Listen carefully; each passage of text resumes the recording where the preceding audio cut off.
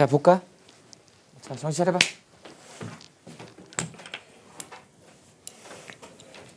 이제 원소의 주기적 성질에 대한 얘기를 좀 해봅시다.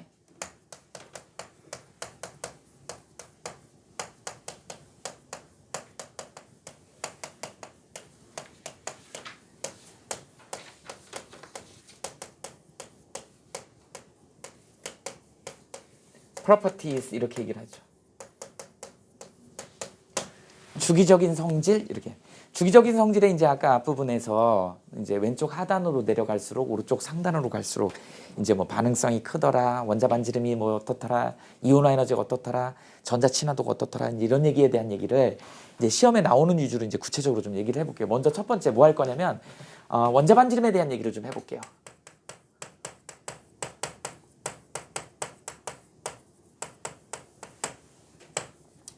원자 반지름에 대한 주기성 이렇게 얘기를 할 거야. 원자 반지름. 그러면 우리가 이제 어떤 경우를 원자 반지름이라고 얘기할 거냐라고 하는 거야. 이거의 기준부터 좀 정하자는 것이지. 우리가 이제 원자 반지름 그러면 말 그대로 원자의 반지름이잖아. 근데 니네가 원자를 본 적 있냐?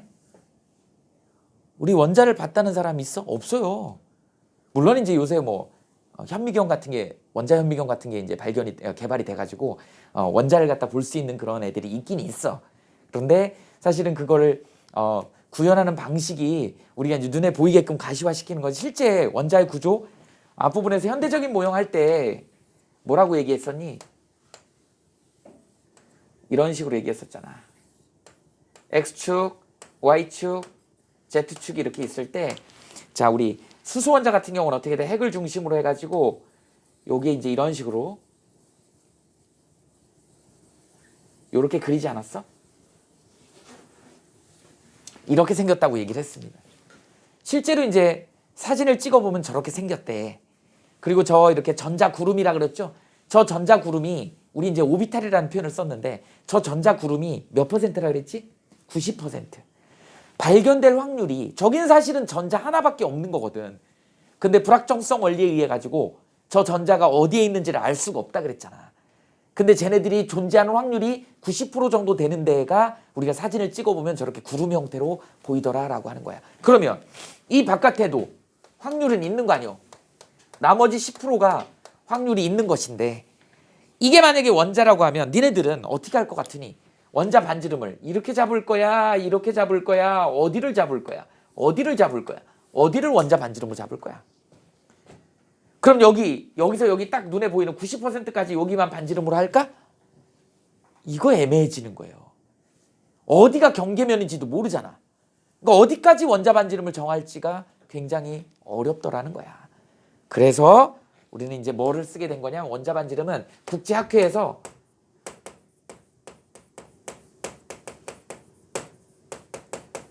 공유결합 반지름을 쓰기로 한 것이지. 공유결합 반지름을 우리는 원자 반지름이다 이렇게 얘기해요. 만약에 예를 들어서 수소 원자의 반지름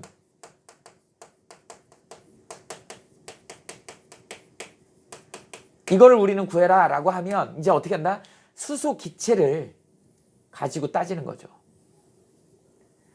우리 수소 기체는 어떻게 생겼어? 얘가 전자 하나 가지고 있고 이쪽 수소가 전자 하나를 가지고 있어갖고 옥텟 즉 헬륨의 전자 배치를 갖게 해가지고요. 안정하게 만드는 이걸 우리는 수소의 공유결합이라고 얘기를 하지. 그래서 공유전자쌍을 이렇게 가졌을 때 그러면 전자쌍을 공유한다는 얘기는 전자 구름이 이렇게 겹쳤다는 얘기거든요. 그러니까 실제로 그림을 옆에서 보면 이렇게 땅콩 모양으로 이렇게 돼 있을 거야. 그럼 여기 이제 핵이 있을 거 아니니? 이쪽에 또 다른 핵이 있지. 우리 여기에 얘 둘 사이의 거리. 이걸 우리는 핵간거리라고 하죠. 이 핵간거리를 우린 뭐라고 하자? D라고 하자. 그러면 이때 반지름을 여기 정확하게 반틈으로 나눈 거. 그래서 우리가 원자 반지름을 얘기할 때 공유결합 반지름으로 쓰는데 이거의 반지름을 R이라고 한다 그러면 어떻게 된다고? 2분의 D가 될 것이다. 이렇게 정한 거야. 이렇게 정한 거예요.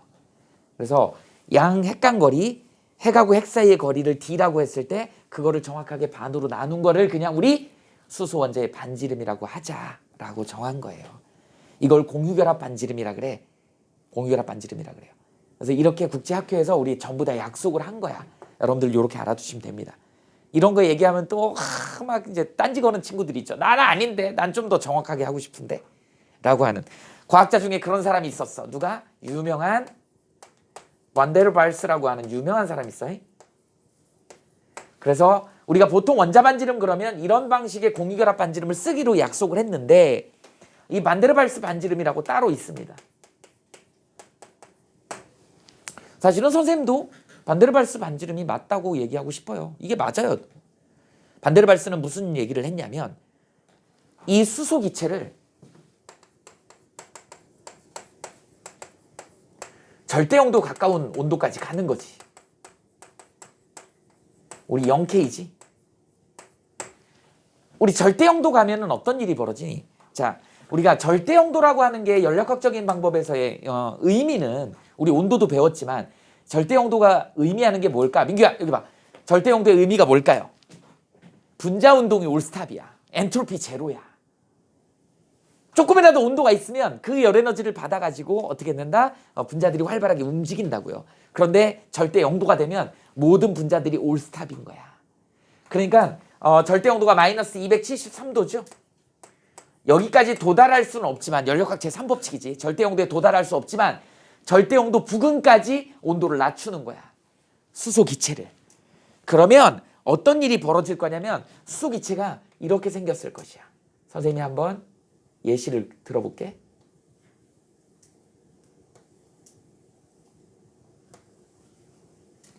이게 너네들 눈에 보여야 되는데 보이니? 지금 수소 분자를 선생님이 세 분자를 그려놓은 거야. 그래서 이 한 분자가 지금 이게 한 분자야. 이게 한 분자야. 이게 한 분자야. 수소 분자 한 분자는 어떻게 돼? 공유결합이기 때문에 최각전자를 이렇게 공유하고 있죠. 겹쳤잖아. 그런데 온도를 굉장히 낮춰버렸더니 어떻게 된다? 그 인접한 수소 분자끼리는 이렇게 붙어 있을 거란 말이지. 이건 화학결합이 아니니까 아주 근접해 있는 거지. 그러니까 딱 붙어 있을 거야. 그래서 붙어 있는 상황이야. 그럼 우리는 반지름을 여기서 여기를 재면 되는 거죠. 또는 여기서 여기를 재면 되는 거지. 이게 좀 더 정확한 반지름이지 않겠니? 설득력은 있죠. 이게 맞지. 나도 이게 맞다고 봐. 이게 조금 더 정확한 그 원소의 반지름이 되는 거야. 됐죠? 이걸 우리는 만데르발스 반지름이라고 얘기를 합니다. 그래서 이게 좀 더 선생님이 보기에도 정확하다. 그런데 이걸 매번 할 때마다 다 측정해 놓기가 그렇잖아. 그죠? 그래서 그래 맞아 맞는데 우리 그냥 이걸로 쓰자. 이렇게 약속을 한 거야. 그래서 우리 화학 시간에 배우는 원자 반지름은 다 공유결합 반지름이라고 생각하시면 됩니다. 어떻게 된다? 핵간거리를 둘로 나눈 값이다. 그런데 정확하게 그게 원자의 반지름은 아니다. 정확한 반지름은 누구하고 관련이 있다? 반데르발스 반지름이 훨씬 더 정확하다. 이론적으로 이게 맞는 거예요. 무슨 말인지 알겠죠? 그런데 우리는 그냥 이걸 쓰기로 한 거다. 그러면 이제 우리가 지금 하고 있는 건 원자 반지름의 주기성에 대한 얘기를 하는 거라고요. 그러면 이제 원자 반지름의 주기성에 대한 얘기를 좀 해보자고.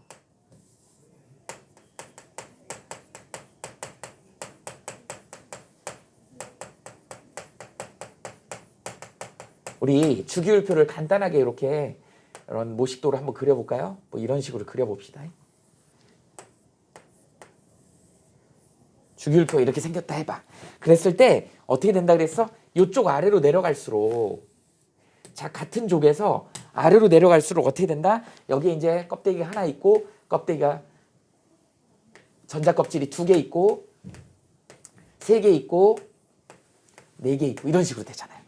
그래서 아래로 내려갈수록 어떻게 된다? 반지름이 증가하더라. 원자 반지름이 증가하더라. 이건 알죠? 이거는 이유가 뭐냐면 전자 껍질 수가 증가하기 때문에 그렇더라. 이렇게 된 거였지. 됐어요? 자, 그 다음에 이제 또 뭐가 있냐면 같은 주기에서 오른쪽으로 갈수록 여기 이제 3개짜리가 있으니까 선생님이 그려볼게요. 아주 선생님이 극단적으로 그렸어. 이런 식으로. 오른쪽으로 갔더니 어떻게 된다? 점점 줄어들더라. 원자 반지름이 감소하죠.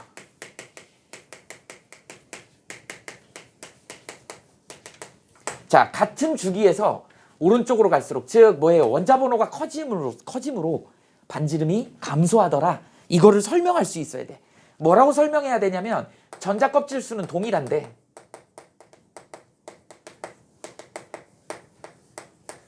뭐라 그래? 원자에게 전하량이라고 표현할게요. 이거 다른 말로 뭐라 그래야 되니? 원자 번호니까 양성자 수죠. 플러스 값이지. 이게 증가하게 되는 거야. 그러면 껍데기는 거의 일정한데 안에 들어있는 핵이 하나, 둘, 셋, 넷 늘어나니까 어떻게 돼? 많이 끌어당기지. 이걸 어트랙션이라 그래. 인력이 세지죠. 그러니까 많이 끌어당기니까 어떻게 된다고? 작아진다. 이렇게 설명하는 거예요. 그래서 이 전자 껍질이 동일한데 원자에게 전하량이 커지기 때문에 이거를 이제 조금 더 전문 용어로 뭐라 그러냐면 유효핵전하란 말로 씁니다. 이렇게 되지. 그래서 유효핵 전하량이 커지기 때문에 또는 원자 번호가 커지기 때문에 또는 핵의 전하량이 커지기 때문에 다 맞는 말이야. 근데 조금 더 정확하게 표현하면 유효핵 전하라는 표현을 써야 된다. 그래서 요거 두 개 구별할 수 있어야 됩니다. 원자 반지름의 주기성에서는 어떻게 된다? 아래로 내려갈수록 자 커지더라. 같은 족에서 자 선생님이 같은 족에서라고 강조를 하고 있어요. 아닌 게 있기 때문에 그래. 니네가 많이 헷갈리는 부분이 있어서 그 조금 이따 설명할 거야. 자 이렇게 됩니다. 그 다음에 이제 같은 주기에서는 원자 번호가 증가할수록 즉 오른쪽으로 진행할수록 원자 반지름이 감소하더라. 이유는 뭐야? 가운데 있는 핵이 점점 커지더라. 이걸 다른 표현으로 뭐라 그래? 유효핵 전하가 커진다. 이렇게 얘기를 합니다. 그러면 이제 나온 김에 유효핵 전하라고 하는 용어가 나왔잖아.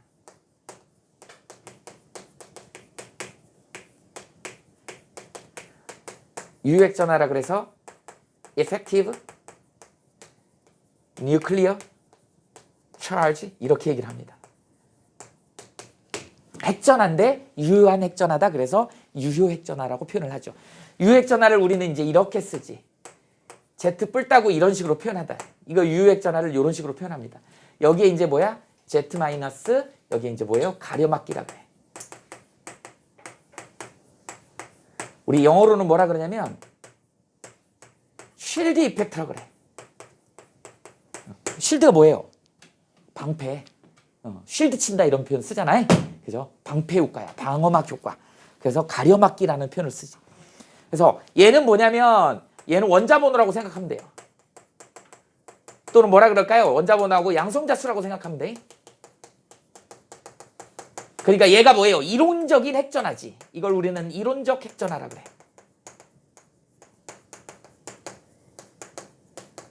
이론적인 핵전하량에서 가려막기를 빼주면 그게 실제 핵전하자. 그걸 실제 핵전하를 우리는 뭐라 그런다? 유효 핵전하라고 얘기를 한다.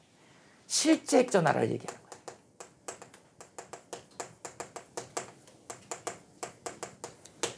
그래서 정확하게 유효 핵전하를 정의를 하게 되면 최외곽 전자가 느끼는 실제 핵전하량 이렇게 씁시다. 최외곽 전자가 느끼는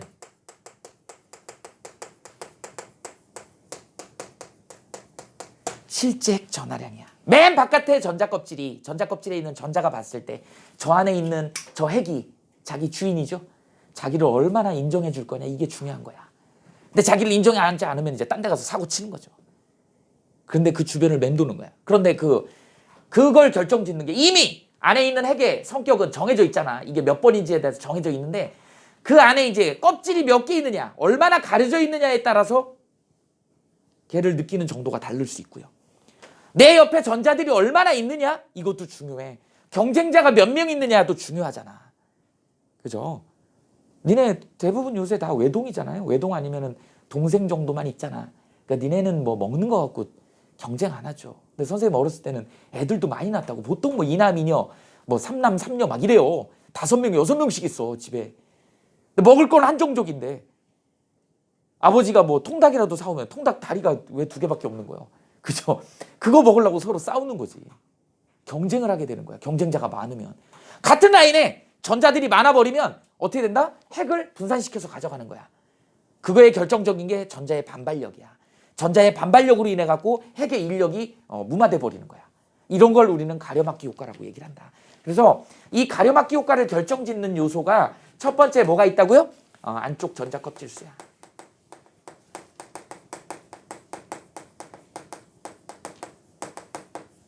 안쪽 전자 껍질 수가 많으면 많을수록 어떻게 된다고? 자기를 인지를 안 해주는 거야.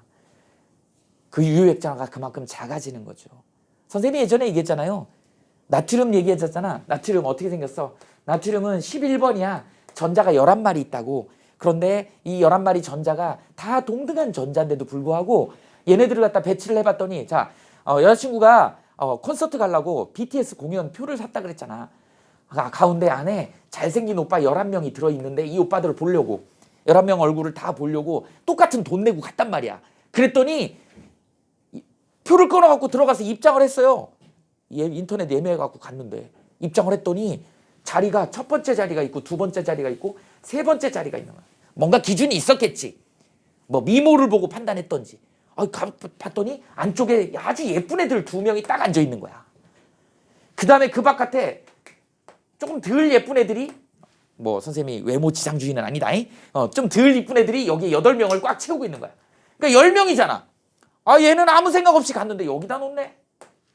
니네 표현으로 빡치겠지. 열받겠지. 같은 돈 내고 여기가 있으니까. 그리고 가서 이제 오빠들 11명 그래도 볼 수 있겠지. 갔는데 한 명도 안 보여. 얘네들이 다 가려갖고. 이 11명 잘생긴 오빠들이 이 예쁜 애들 앞에서 이렇게 걔네 쳐다보느라고 바깥에 있는 애 쳐다보지도 않아. 열받죠. 그럼 어떻게 해야 돼? 가방에서 갖고 갔던 팩소주 꺼내갖고 먹어야지. 그래갖고 술병 던지고 막 난입을 해갖고 막 난리를 치는 거죠. 이런 사태를 벌리는 거야. 그래서 걔가 반응성이 큰 거야. 왜? 이 안에 들어있는 얘가 얘를 못 잡아주는 거야. 왜? 안쪽에 있는 껍데기가 방해를 하는 거지. 이게 가려막기야. 이런 안쪽 껍질수가 많으면 많을수록 얘한테 플러스 전하를 많이 줄 수가 없는 거죠. 인력을 줄 수가 없는 것이지. 이해됐어? 무슨 말인지? 그래서 가려막기의 첫 번째 요소가 안쪽에 들어있는 전자껍질이 많으면 가려막기가 커지더라. 그러면 유효액전화가 얘가 느끼는 유효액전화가 작아지는 거야. 이게 작아지면 작아질수록 어떻게 된다? 사고 칠 확률이 높아져서 반응성이 커지는 거야. 이렇게 이해하시면 됩니다. 그 다음에 만약에 안쪽 전자껍질 수가 같은 경우에 이번에는 같은 전자껍질에 전자수가 많을수록 서로 반발력이 커지잖아요. 여기에 이제 만약에 예를 들어서 나트륨 말고 다른 애들이 여기 전자가 더 있어. 그러면 혼자 있을 때보다 얘가 여럿이 있으면 어떻게 된다? 여기 있는 안 그래도 혼자 보기에 힘든데 여럿이 있어. 더 나눠 갖겠지. 그럼 얘 전하량이 떨어질 수밖에 없는 거야. 그래서 전자 숫자가 늘어나면 같은 껍데기에 있는 전자가 숫자가 늘어나면 어떻게 된다? 가려막기 효과가 더 커진다. 그 가려막기 효과가 커지면 어떻게 되겠니? 이게 작아질 수밖에 없는 유효액전화가 작아진다. 그래서 그 최외각 전자가 핵이 안 잡아주니까 사고를 치더라. 이게 바로 유효액전화의 개념이다. 그래서 앞으로 여러분들이 이제 원자번호를 쓰기보다는 유효액전화 개념을 많이 쓸 거기 때문에 여러분들이 유효액전화의 개념을 좀 알고 있어야 된다. 유효액전화는 마치 공식처럼 이렇게 써놓으시면 됩니다. 어떻게 이론적인 핵전화, 즉 양성자수 또는 원자번호에서 가려막기를 뺀다. 근데 그 가려막기를 주는 대표적인 애들이 이런 애들이다. 첫 번째 요소가 껍데기 숫자, 안쪽에 몇 개가 있느냐. 많을수록 가려막기가 크더라. 그 다음 만약에 껍데기가 똑같아. 그러면 전자를 몇 개 같이 갖고 있느냐, 같은 라인에. 많으면 많을수록 가려막기가 커지더라. 그러면 유효액전화는 작아지더라. 이렇게 되는 것이죠. 자, 여러분들 그 교과서 한번 봐볼까? 너네 책에 나와 있을 거야 아마. 어디 몇 페이지인지는 모르겠는데 내가 그림으로 그려줄게요.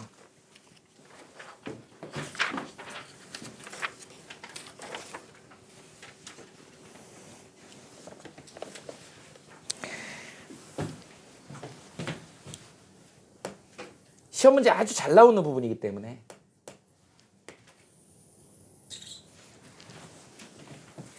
여기가 조구로 나와 있고요. 여기 이제 원자 반지름이 나오고 있고 수치까지는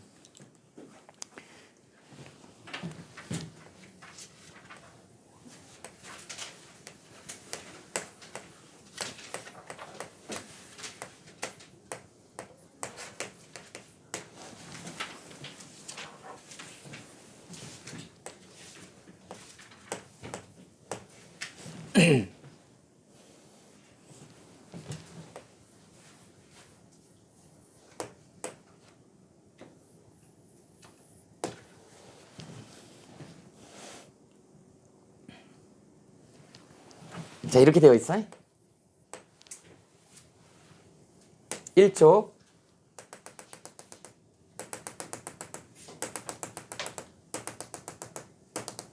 이렇게 한번 써봅시다. 여기가 2족, 여기 13족, 14족, 15족, 16족, 17족 뭐 이렇게 돼 있다 그래봐. 여기에 이제 누가 있겠어? 칼슘이니까 여기는 이제 마그네슘이겠죠? 여기는 뭘까요? 베릴륨이겠지? 그 다음에 여기는 이제 알루미늄이겠죠? 그 다음에 여기는 누구니? 붕소겠죠? 규소, 인, 여기는 이제 황, 그 다음에 염소 뭐 이런 식으로 돼 있겠지. 여기는 이제 탄소, 질소, 산소, 플로르 이렇게 있잖아. 이렇게 있죠. 그러다 보니까 자, 이거 여기는 수소고, 그래서 이제 이쪽은 족을 나타낸 거고 여기는 원자반지름을 나타내는데 뭐 수치까지는 몰라도 되고요. 이 경향성에 대한 얘기를 좀 알고 있어야 되는 거야. 이게 자칫 잘못하면 착각할 수 있기 때문에 그런 거야. 여기 보면 우리가 이제 같은 족에서는 경향성이 딱 나오잖아. 얘도 이제 족이니까. 근데 금속이니까 요걸 묶을게. 어떻게 돼요? 얘는 1죽이고 얘는 2죽이니까 껍데기가 2개 있겠지. 얘는 껍데기가 3개 있겠지. 얘는 껍데기가 4개 있겠지. 이런 식으로 되니까 당연히 리튬, 나트륨, 칼륨 순서로 이렇게 커지고 있지. 이유는 뭐라고 얘기할 수 있어요? 전자껍질 수가 많아지기 때문에.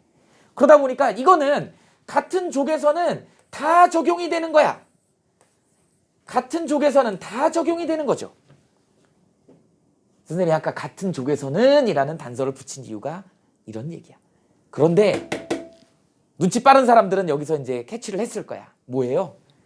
여기 봐봐. 그 뒤로 봐봐.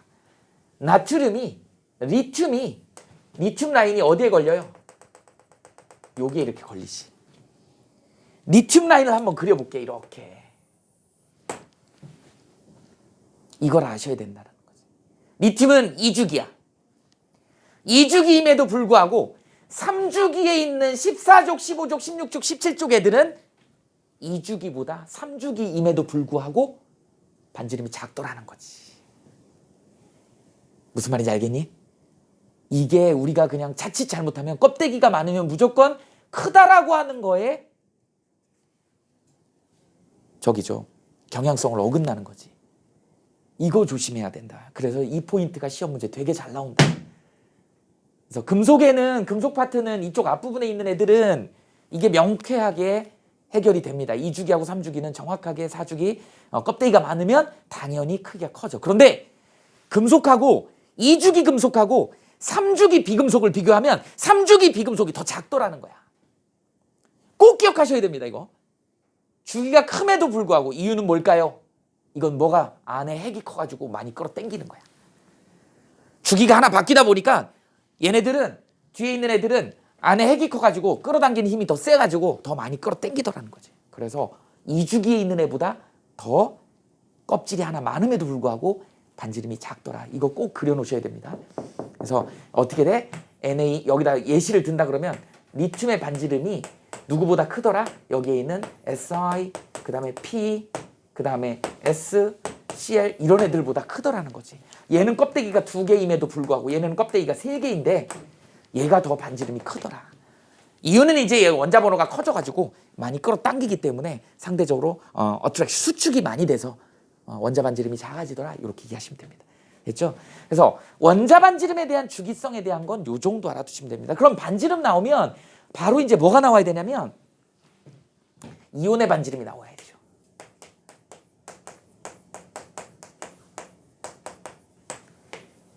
원자 반지름하고 이온의 반지름을 구별할 수 있어요. 여러분들 이온에는 종류가 뭐 있어? 양이온이 있고 음이온이 있잖아. 예전에 우리 중학교 다닐 때는 뭐라고 예를 들었냐면 뭐 대표적인 이온 결합 물질 NaCl이 있잖아. 이 NaCl이 어떻게 만들어졌냐? 플러스 마이너스 이온으로 이렇게 만들어졌죠. 이온 결합 물질 이렇게 쓰잖아. NA는 어떻게 생겼다 그랬니? NA는 11번이야. 그래서 방금 설명했지만 플러스 11이 있는데 첫 번째 껍데기에는 2개 전자가 있고 그 다음 껍데기에는 8개 전자가 있고 그 다음 껍데기에는 어떻게 된다고? 전자 하나가 있다고. 얘 짜증난다고요. 얘 어떻게 화나 죽겠어. 똑같이 20만 원 내고 표를 끊었는데 자기 얼굴도 안 보이는 데다 배치해 놓은 거야. 열받죠. 그러니까 막 가서 사고 치는 거야. 막 소주 막 2병, 3병 먹고 막 병 던지고 막 난리 치는 거예요.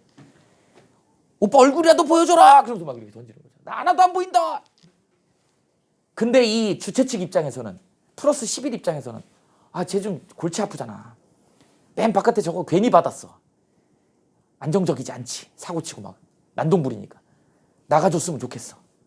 내심 완전히 방관해버리는 거야. 방치해버리는 거야. 나갔으면 좋겠어. 이런 상황이야 지금. 근데 그 옆 동네에 CL이 있습니다. CL은 17번이거든. 얘네도 지금 똑같은 상황이다.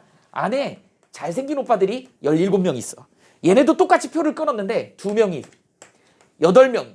와 이제 뭐야 7명이 맨 바깥에 있는 거야. 얘네도 안 보이는 건 똑같아. 근데 7명이야. 이거 분명히 테러가 일어날 것 같아. 그지? 난리 칠 것 같아. 그러니까 이제 얘 메인에서 뭐라 그래요?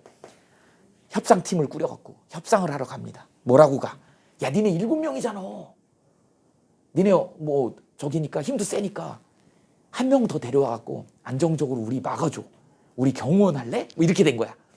한 명을 구하자고 하는 거죠. 옥택 규칙 8개를 채우면 안정하니까. 그래서 여기 전자를 구하기로 한 거야. 전봇대에다가 전자 구인 관계로 내는 거죠. 전자 구함. 월수 300보장, 숙식 제공. 그랬더니 얘가 여기서 대우를 홀대받고 있던 애가 일로 간 거야. 그 얘가 나가주면 얘가 없어지잖아. 이 라인이 없어지는 거야. 그래서 얘가 NA 플러스가 되는 거거든. 전자는 11개, 플러스 양성자는 11개인데 전자가 10개니까 양성자 하나가 남잖아. 그래서 플러스 1인 거야. 여기는 17개였는데 전자가 18개가 됐으니까 CL 마이너스가 된 거야. 그래서 Na 플러스 이온하고 Cl 마이너스 이온이 합쳐져가지고 정전기적 인력에 의해서 합쳐진 게 우리 NaCl이라고 하는 이온 결합 물질이 된 거라고요. 이때 이온이 만들어지고 이때 음이온이 만들어진 거야. 양이온은 어떻게 된 거니? 전자 껍질이 하나 사라졌지. 그래서 우리가 여기다 이제 써볼게. 원자 반지름하고 이온 반지름을 비교를 하자는 거죠. 누구의 경우에? 양이온인 경우에. 양이온인 경우에는 어떻게 된다? 원자가 더 크더라 라고 하는 것이죠. 그 다음에 음이온인 경우에는 어떻게 될까? 원자 반지름하고 이온 반지름을 비교해보면 누가 크더라? 이온 반지름이 크더라. 이유가 다릅니다. 양이온에서 이온 반지름보다 원자 반지름이 큰 거는 전자 껍질 수가 사라지는 거야. 그 하나 있던 전자 껍질이 한 명 있던 전자가 구인 광고 보고 나가버렸잖아. 그러니까 그 껍질이 사라져버리는 거죠. 그러니까 이 양이온이 되면 이온 반지름이 작아지는 거야.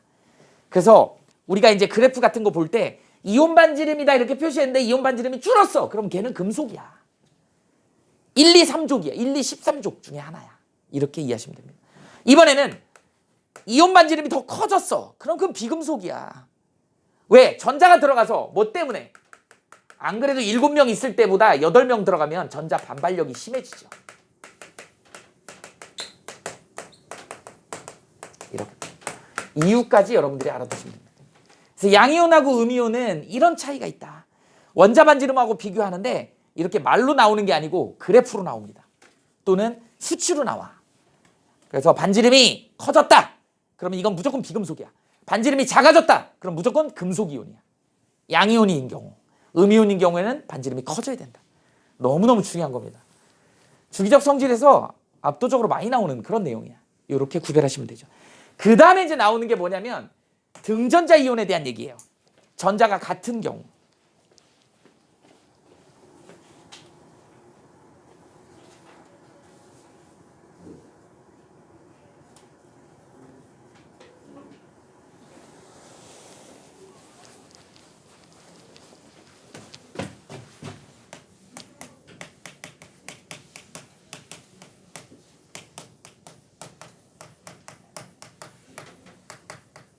등전자 그래서 우리는 뭐라 그러냐면 아이소 일렉트로닉 아이온 이렇게 얘기해요. 아이소 일렉트로닉 아이온 그래서 등전자 이온. 등전자니까 뭐야? 전자 숫자가 같은 거야. 어떤 애부터 출발할 거냐면 N부터 출발할까? N, O, F, Na, Mg 보통 요 정도로 많이 나오거든요. N은 몇 번일까요? 7번이야. 얘는 8번이야. 9번이야. 얘는 11번입니다. 12번입니다. 13번입니다. 그러다 보니까 여기를 딱 기점으로 해서 얘는 금속이잖아. 얘는 비금속이잖아. 그러니까 얘는 주로 뭐가 잘 될 것이야? 음이온이 잘 될 것이야. 얘는 뭐예요? 양이온이 잘 될 것이야. 그러니까 어떻게 되는 거니? 얘는 전자 7개니까 10개를 맞춰야 되잖아. 그럼 여기는 3 마이너스 이렇게 돼. 2 마이너스, 마이너스 이렇게 되겠지. 전자 3개를 얻어가지고 전자 10개를 맞추겠다. 2개를 얻어서 전자 10개를 맞추겠다. 1개를 만들어 10개를 맞추겠다. 이 얘기잖아요. 이게 전자수거든요. 자, 그 다음에 얘는 어떻게 될까요? 하나 버려버리면 되지. 플러스. 2개 버려버리면 되지. 2 플러스. 3개 버려버리면 되죠. 3 플러스. 전자 몇 개야? 10개, 10개, 10개. 이렇게 되지. 그럼 얘네 반지름은 어떻게 될 건데? 반지름은 어떻게 될 건데? 얘네 이온들의 반지름은 어떻게 된다? 이렇게 될 것이다. 이게 등전자 이온의 반지름입니다. 왜 그럴까? 이제 이유 설명할 수 있겠지? 전자수는 똑같으니까 전자 껍질 수도 똑같은 거예요. 근데 뭐가 틀려? 안에 핵전하가 다르지. 얘랑만 비교하면 되잖아요. 얘는 너무 커갖고 많이 끌어당기니까 작아지는 거야. 얘는 힘마리가 없죠? 느슨하지? 그러니까 큰 거야. 그래서 질소가 제일 크게 되는 그런 상황이 된다. 이거 우리 이렇게 쭉 되는데 이렇게 순서대로 주면 얼마나 좋겠냐. 이렇게 안 준다고요. 얘네를 일반식으로 A, B, C, D, E로 준다고. 찾아야 돼, 니네가. 뭐가 뭔지. 이제 그런 조건에 힌트를 주면서 문제를 주는 거예요. 그래서 이런 내용들을 설명할 수 있어야 된다. 자, 등전자 이온의 반지름까지 설명할 수 있으면 된다. 자, 그래서 원자 반지름 지금 하나만 가지고도 주기성을 설명한 거야. 반지름의 주기성, 이건 일반적인 거고 니네들이 구별해야 될 거 이거 너무너무 중요하다고. 주기가 달라서 껍질이 많지만 작은 경우가 있다. 비금속의 경우 2주기보다 작더라. 껍질이 많음에도 불구하고. 이렇게 되는 것이죠. 자, 그 다음에 이온 반지름에서 양이온 반지름은 작아지더라. 음이온 반지름은 커지더라. 그 다음에 이제 양이온하고 음이온이 동시에 주어졌을 때 원자 반지름에 비해서는 얘는 커질 것이고 원자 반지름에 비해서 작아질 건데 전체를 연결해서 얘는 몇 주기야? 또 2주기죠. 얘는 또 몇 주기야? 3주기지. 이렇게 2주기, 3주기에 걸쳐 있다고. 그러다 보니까 얘 시험 문제 내기가 되게 좋아요. 이거 구별 잘 하셔야 됩니다. 그래서 이런 특성을 갖고 있다라고 하는 거를 여러분들이 아셔야 돼요. 그래서 등전자 이온 같은 경우는 어떻게 된다? 등전자 말 그대로 전자가 똑같기 때문에 전자 껍질이 같은데 안에 핵이 다르니까 핵이 커지면 많이 끌어당기니까 작아지는 거야. 핵이 작으면 덜 끌어당기니까 좀 크더라. 이렇게 이해하시면 됩니다. 일단 여기까지 필기를 하세요.